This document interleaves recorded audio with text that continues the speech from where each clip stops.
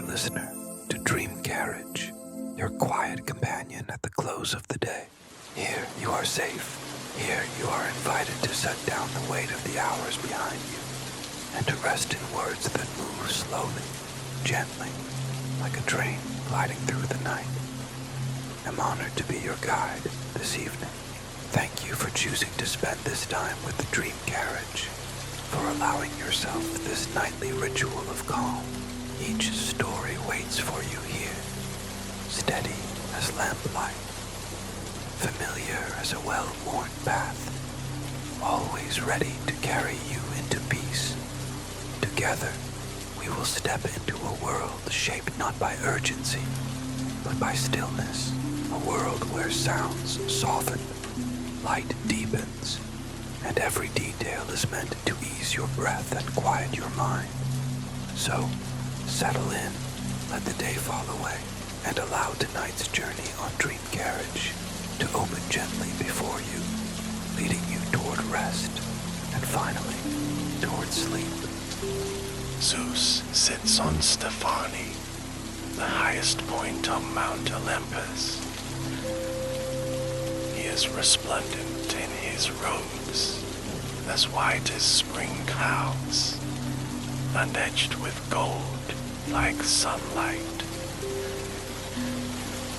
Much of his face is covered by the most magnificent beard. It is long, full, silky, and slightly curly. It's nearly as iconic a symbol of his majesty as the lightning bolt fizzling and sparkling gently in his belt. His sharp eyes survey the great expanse of Greece and the surrounding areas.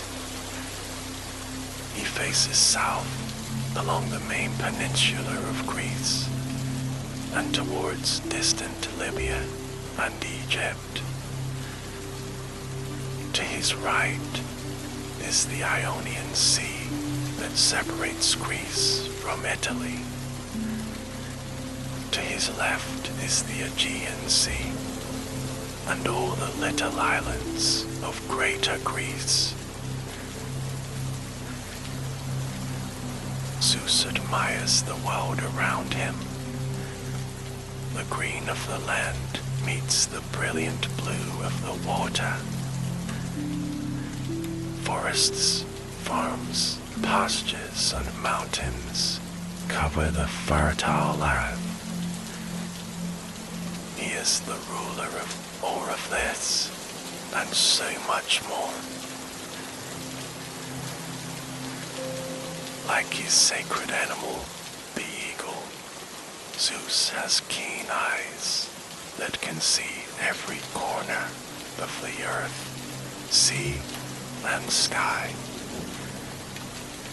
His eyes fall on the island of Crete, where he was born and raised. Zeus heaves a great sigh as his mind travels back to his childhood. It was strange, even for an immortal. Before Zeus became the leader of the gods, his father Cronus was the ruler of all. Cronus, unlike Zeus, was mad with power and delegated nothing to his Titan siblings. His paranoia went so far that he swallowed whole all 5 of Zeus's older siblings the moment they were born. Zeus's mother Rhea suffered each consumption because she held out hope that her beloved husband would soften, relent, and come out of his madness. Yet with each baby she lost, she became more certain that the Titan she fell in love with was lost as well. When she became pregnant with Zeus, her sixth child, she hatched a plan. Rhea went to her mother and father for help. They were Gaia, the Earth Mother, and Uranus, the original Sky Father. They told her how to fool Cronus and save her child. Just before the time came for her to give birth, Rhea pretended to go through labor. Drawn by her sounds, Cronus arrives just in time to see her holding what he thought was a baby tightly wrapped in a blanket. Without a word, he took the blanket and swallowed it whole as before. He left Rhea alone, never realizing that the bundle he thought was a baby was actually a stone. Rhea then rushed off to Crete to give birth, so as not to arouse the suspicion of her husband. Rhea left the baby Zeus in the care of Gaia and a nunny goat called Amalthea. As an extra precaution against Cronus's paranoia, Gaia hung baby Zeus in a hammock from the branches of an oak tree in the weeks following his birth. There, suspended between the earth and the sky, Cronus couldn't see the infant. Zeus was fed by the nutritious milk of Amalthea and by the bounties of the earth provided by Gaia. He grew quickly from infant to toddler. The first sign of Zeus's prodigious strength came one day when he was playing with Amalthea. The goat would gently nuzzle the baby in the belly, making Zeus giggle with unbridled delight and sweetness. His tiny fist gripped one of her horns, and not knowing his own strength, the toddler god pulled his beloved nunny goat towards him. One of her horns broke clean off in his hand. Before Amalthea could react, the horn became filled with food.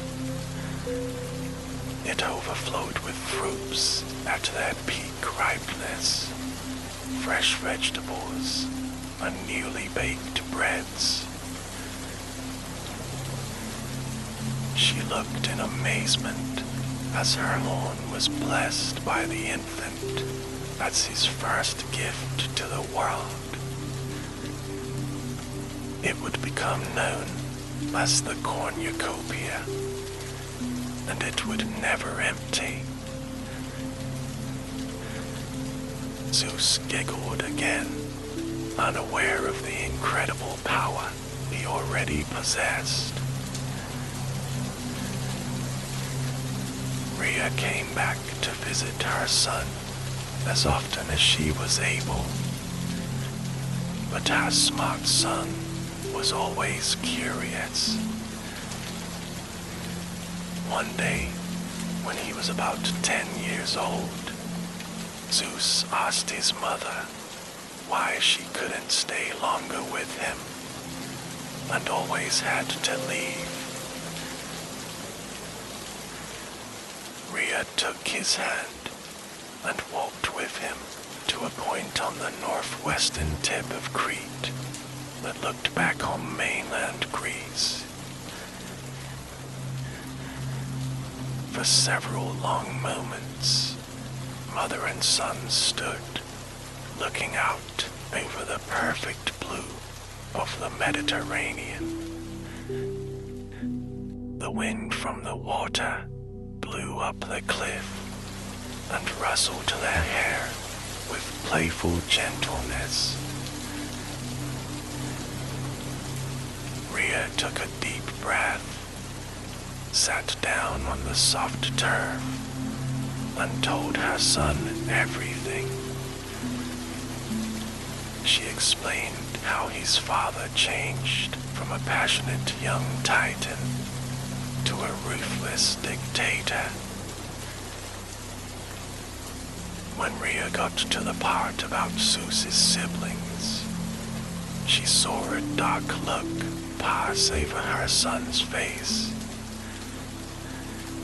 By the time she finished her story, Helios, the sun god, had sunk to the horizon.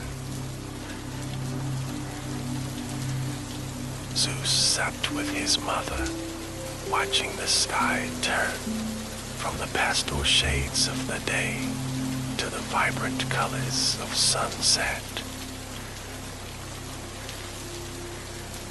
Rhea watched her son's face, which was bathed in a bright orange light. It made his eyes glitter like twin flames. Zeus opened his mouth and told his mother he wanted to help overthrow his father. From that day forward, Zeus began his training. Rhea was assisted in this training by her friend Metis, a wise oceanid, and by Gaia. These three powerful goddesses taught Zeus that a true leader delegates, trusts, and builds respect. They instilled in him that if a ruler must resort to fear to keep control, he has already lost it. Through their tutelage, Zeus grew from a naive boy to a just and wise man.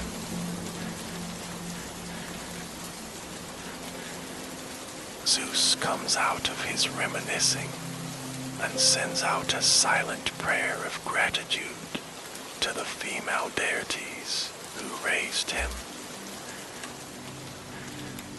It has been many, many years since then. The world looked very different when he was a child god. There were no seasons, less variety in climates, and no human beings at all. Even the landscapes of the earth were different, changed and formed by the struggle for power between Zeus and Cronus. Zeus's eyes fall on Mount Othrys to the south.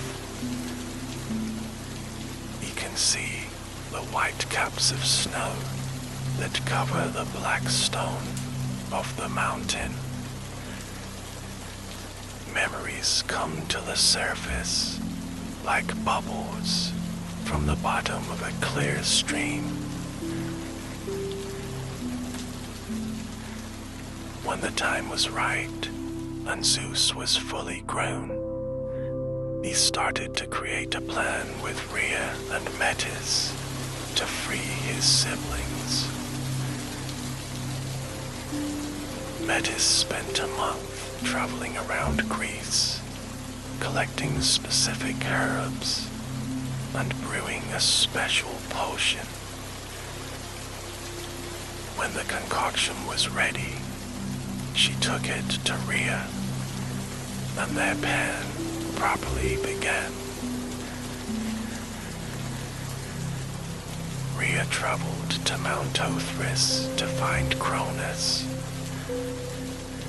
Cronus sat on the mountain as majestic and powerful as ever.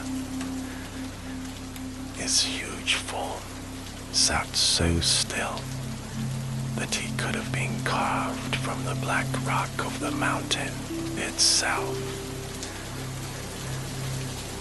His eyes constantly searched the sky, sea, and earth for threats to his power. They fell on his wife, and she could see the weariness in them. As she approached, Cronus shifted the huge curved sickle in his lap. It was his symbol, and it was given to him by Gaia when he overthrew Uranus to become the leader of all existence. Rhea greeted her husband as if nothing was wrong. He complained to her of sleepless nights. His twisted mind had not allowed him to rest for many years now. Rhea explained that she had brought him something to help him sleep, offering up a stone bowl containing Metis's potion. Cronus took the mixture and drained it immediately.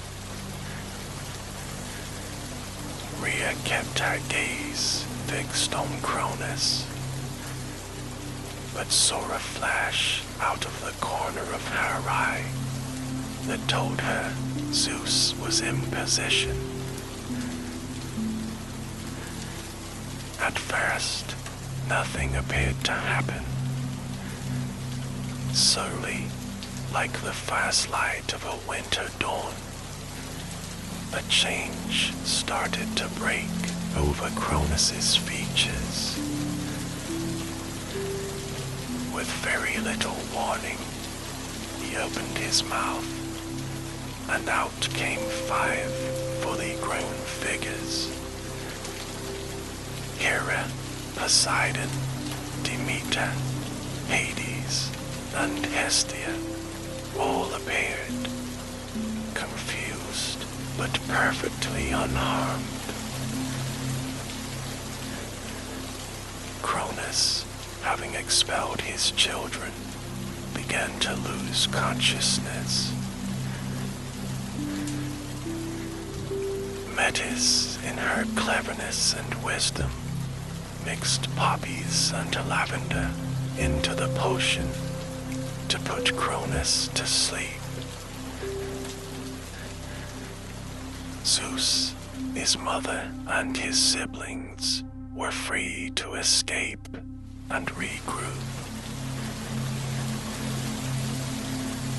Before any further steps could be taken to wrest control of the world from the Titans, the newly arrived gods and their mother took an evening to reconnect. Sheltered once again on the island of Crete, the newly reunited family ate, drank, and got to know one another. Rhea sat at one end of the table, her lovely face glistening with tears of joy to see her children all together and healthy. To one side of her sat her 3 daughters, and on the other side sat her 3 sons. Zeus laughed loudly, his booming voice reverberating up and down the table. Poseidon contained a playful, changeable energy. He would switch from cloudy sadness at having lost so much time trapped in his father to bright joy at their release, to serious fierce determination out to the road ahead. Nearly the opposite of Poseidon, Hades was calm and steady. His emotions were not extreme in any direction, but the sight smile on his lips hid deep wells of happiness at this moment. Hestia sat in quiet contentment, listening to the raucous laughter of her siblings and smiling sweetly. Demeter nurtured the conversation, always asking questions and laughing at the right times. Her open and comforting aura put her family at ease in her presence. More than a match for any of the others, even Zeus, Hera quickly established herself as a natural leader, with a quick wit and boundless confidence. Immortals, like the gods and the titans, are not bound to the same laws of nature as humans and animals. Though Zeus and Hera were siblings, their eventual pairing was not at all strange or uncommon.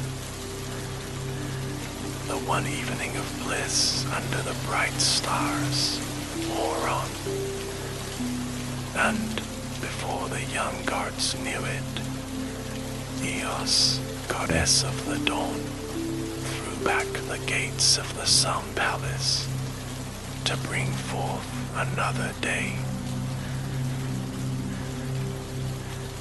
It was the first of many in which Zeus and his allies would spend wrestling power over the very young world from the older generation. But not all titans were opposed to the young gods. Two of Zeus's closest allies were the Titan brothers, Prometheus and Epimetheus. Once again, Zeus finds himself back in the present day, with the wisps of memory clearing from his mind, like clouds on a windy day. He looks down on the ever-spreading and advancing humans. They are so creative, tenacious, and surprising. How many of them know that they would be little more than upright cattle had it not been for Prometheus and his unending love for mankind? Zeus rises from his great seat and begins his descent from Mount Olympus. He arrives quickly up to the tree line, welcoming the shade of the pines around him. He shrinks slightly to allow the trees to tower over him. The green needles bring the fresh scent of life to the air. The great god is deep in thought and pays little mind to the direction of his feet. He is invisible to humans and merely wishes to experience the simple pleasure of a long walk through nature. He runs his hands against the bark of the trees as he passes. How many lives of trees has he seen on this mountainside? It would be impossible to count, but it comforts him to think that the silent trees witness more of his comings and goings than any other creature. It isn't long before he hears the sound of a river close by. Zeus moves instinctively towards the sound. The warmth of the spring sunshine has been working daily on the snow caps of Olympus. As they shrink, the springs, rivers, creeks, and pools covering the mountain begin to grow. Zeus comes through the last few trees to find the river coursing over stones and towards the sea. It has a carved path down the mountain that is deep and well worn. Zeus can remember when it was just a shallow stream. The water is clearer and more pure than glass. Zeus can see every detail of the riverbed and admires the way the sunlight reflects off the flowing water onto the rocks of the bank. They ripple like snakes of golden light. Zeus sits on a large rock and puts his godly feet into the cool stream. He presses his bare feet into the soft mud at the bottom of the river. The feeling of the clay brings him back to another sunny afternoon in the early days of his reign. He was so much younger then and was struggling with his new role as the king of the gods. It wasn't the power or the responsibility that had bothered him, but the certain feeling that something was missing from the world. Something important and unlike anything seen in existence before. When the idea finally arrived in his mind, when he finally figured out what it was that was missing, he went straight to Prometheus. It was another perfect day. There were no seasons yet, so every day was the perfection of a late spring afternoon. Everything bloomed constantly, and there was never a chill in the air. Zeus had practically flown down from Olympus when the idea struck him like one of his own thunderbolts. He proceeded to run as fast as he could down the mountain, calling out to the name of his best friend, Prometheus. Zeus was so giddy with his new idea that after only a few minutes of searching, he grew impatient and leapt into the sky. His strong, godly form changed into that of an eagle. In his eagle form, Zeus allowed the warm thermals of air to lift his body high above the earth. His great yellow eyes searched the perfect green land below him for the familiar shape of the Titan. Zeus's brown feathers ruffled slightly in the wind, and the sun reflected off his bright yellow beak. He only needed to flap once or twice, mainly allowing the natural flow of the air to carry him at great speed. He drifted over a world untamed. The forests were dark, deep, and unending. The waters of the ocean were free from ships or travelers of any kind. But both the land and sea was slowly being filled up. The marbled map of blue, greens, and browns beneath Zeus's wings finally revealed his prize. Two titans as tall as a pair of ancient oaks rested in an open clearing. Zeus circled him as he descended. He returned to his normal form a few feet from the ground and landed gracefully between the two brothers, Prometheus and Epimetheus. Prometheus opened one eye to look at his friend. He asked Zeus if he had more tasks for the two titans to complete.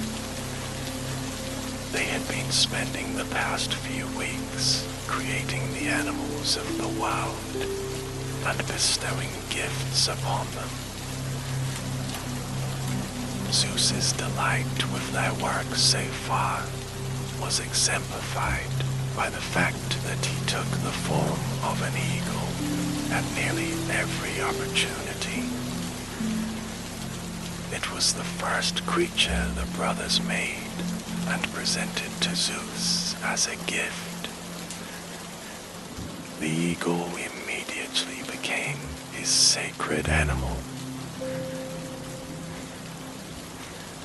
Zeus smiled down at Prometheus and told him that he did indeed have another project for his friend.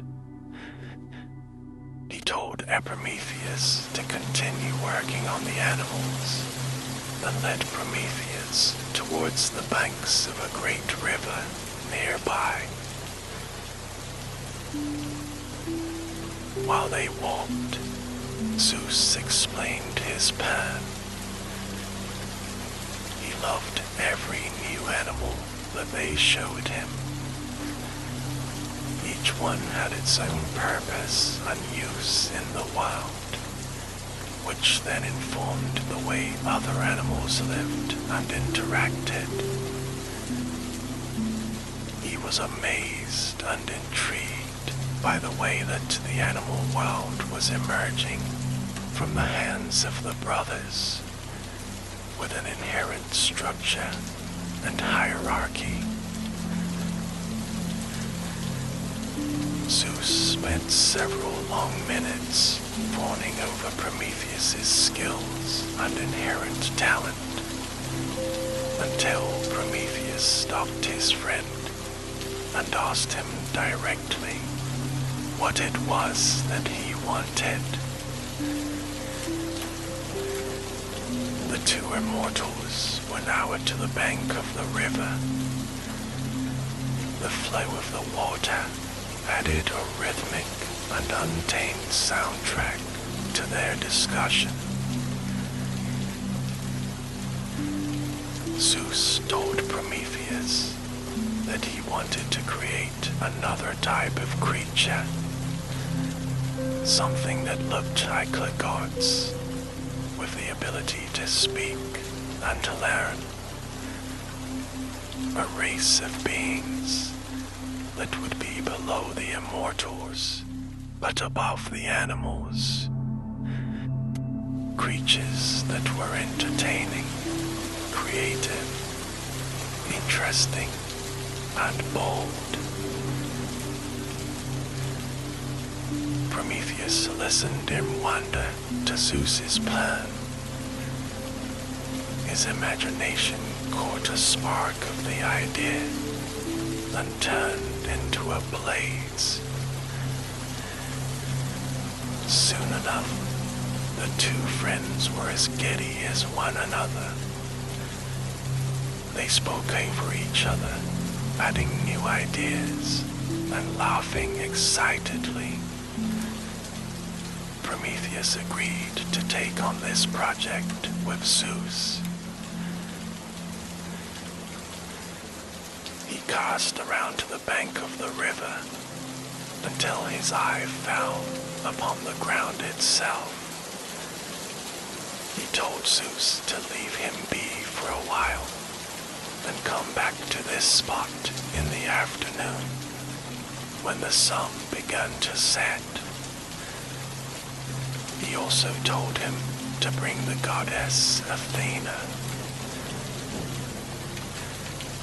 Zeus didn't question his friend's instructions and left him there on the riverbank. He leapt into the air and transformed back into an eagle.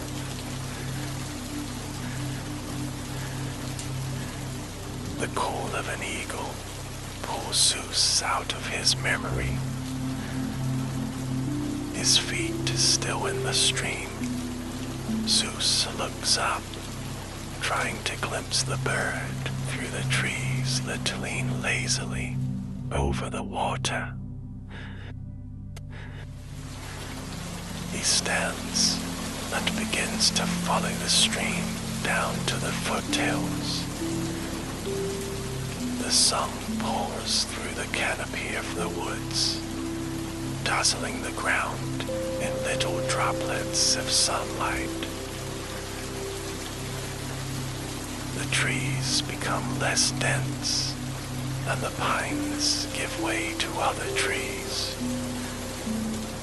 Before he knows it, Zeus finds himself in a grove of large oaks. Their leaves are the brightest green, with not a single hint of yellow. They wave on their branches, shuddering with each gentle blow of the wind. Zeus takes a break under a large tree to pause and appreciate the moment. He is the king of the gods and the ruler of all. So an afternoon without the pressure of responsibility is rather rare.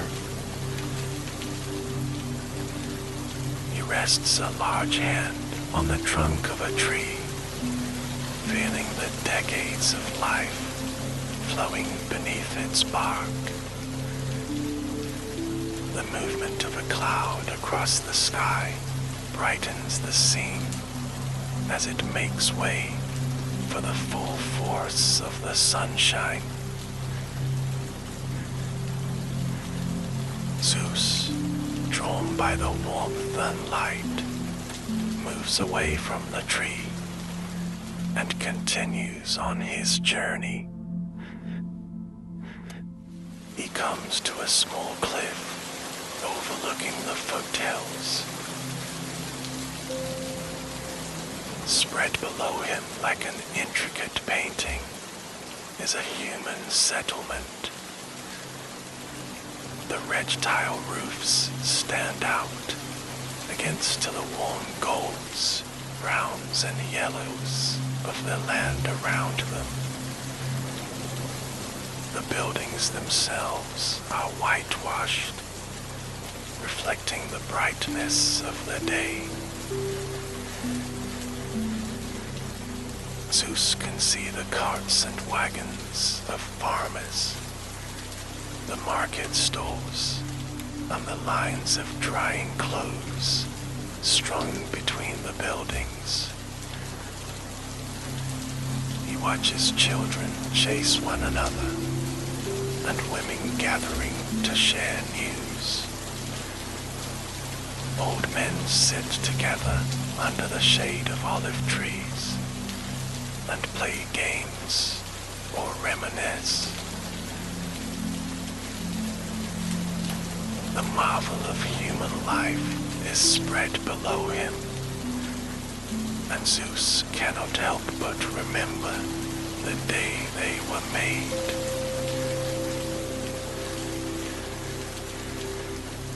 When Zeus returned to Prometheus just before sunset on that afternoon, so many years ago, the sky was a masterpiece of color and form. Where there was perfect, spotless blue during the day, there was now a gradient of hues, melting beautifully from bright orange into pink, and finally to a dark purple that preceded night.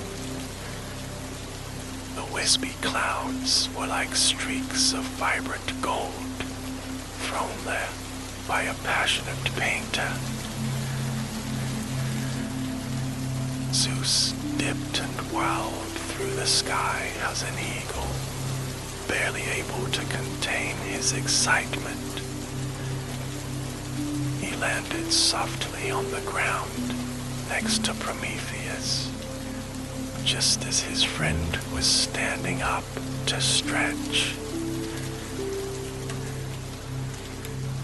Prometheus had been hard at work all day. From the soft clay of the riverbank, he had created nearly a dozen figures. He collected and mixed the clays into every color he could think of, creating beings that were diverse and beautiful. He and Zeus looked at them with unabashed pride as the clay figures baked gently in the heat of the early evening.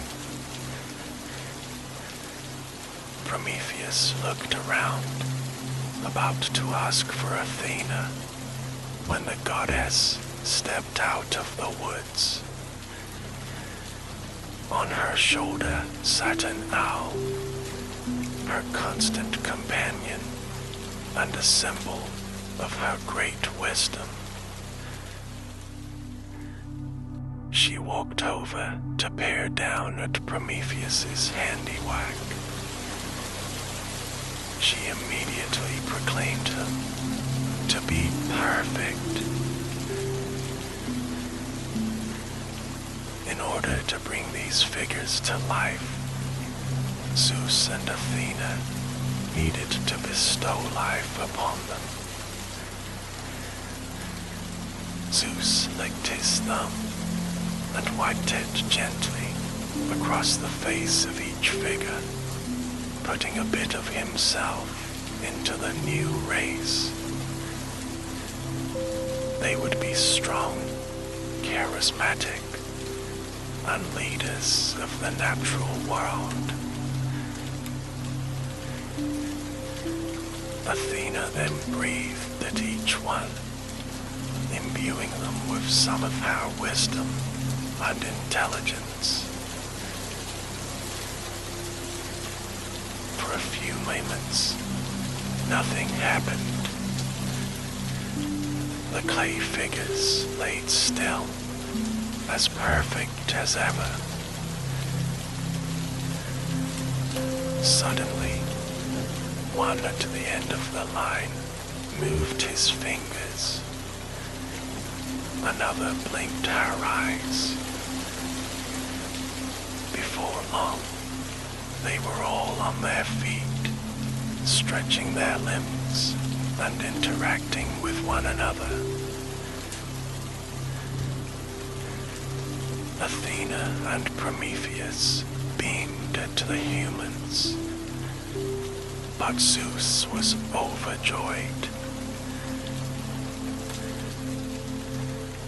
In the following months and years, Prometheus and Epimetheus taught humans everything that they thought these new beings would need, such as farming, language and crafting. Prometheus had already given things like warm fur coats, wings, and the ability to breathe water to the animals. So the brothers decided that man must use his wits to survive in ways that animals did not. Zeus oversaw the development of humans and only had one rule: no fire. Zeus believed that humans would become too dangerous with fire and feared for their safety. Prometheus disagreed, asserting that humankind was smarter than Zeus knew. As king of the gods, however, Zeus was not to be disobeyed. One evening, Zeus was having dinner on Olympus with the other gods. He wondered briefly where Prometheus was, but figured that his friend was down with the humans. He spent more and more time with the new beings these days. Zeus put the thought from his mind and focused on the excellent meal. Apollo played the lyre for them, while Hermes sang. It was a lovely evening, beneath the deep blue ceiling of the sky, on the silver glittering of stars. Selene, the goddess of the moon, was bright in the sky. It wasn't until Zeus chanced to look down from the mountain top that he noticed dozens of little amber dots of light across the world. He knew immediately that humans had acquired fire and who had given it to them. A hand comes to rest gently on Zeus's shoulder, drawing him back to the present day. He looks around to see the smiling face of Prometheus. His friend asks Zeus what he has been thinking about. Zeus gives him a wry smile and tells him he was remembering when humans first started to use fire.